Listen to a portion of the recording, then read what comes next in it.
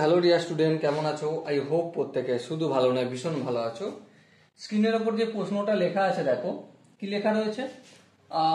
লেখা রয়েছে tan square 30 degree plus tan square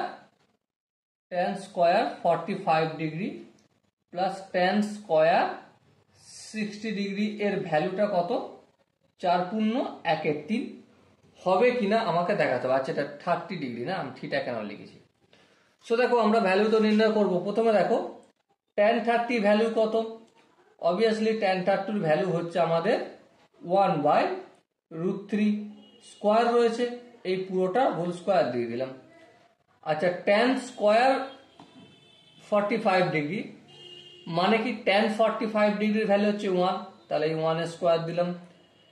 tan square 60 degree, আচ্ছা tan 60 এর ভ্যালু কত? √3, তার এই হোল স্কোয়ার দিয়ে দিলাম। এবার দেখো এখানটা 1/√3, তার হোল স্কোয়ার মানে এটাকে আমি 1/3 লিখতে পারি, আর 1 এর স্কোয়ার মানে 1 লিখতে পারি, আর √3 তার স্কোয়ার মানে 3 লিখতে পারি। এবার যদি এলসিএম নিই, অবভিয়াসলি 3 হবে, 3কে 3 দিয়ে ভাগ করলে 1 হবে, 1 1 1কে 1 প্লাস 3 আর 1 4 ছিল, 4কে 3 দিয়ে গুণ হয়ে যায় সিম্পলি, 3 4 12। সো আলটিমেট কি হলো আমাদের? 13/3। 13/3 মানে 4×1 ওকে।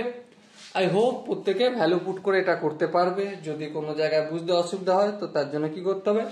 কমেন্ট সেকশন রয়েছে, কমেন্টে অবশ্যই জানাতে হবে। ওকে, আর দেখা হচ্ছে নেক্সট সেশনে। ততক্ষণ পর্যন্ত ভালো থেকো, সুস্থ থেকো এবং জয় হিন্দ।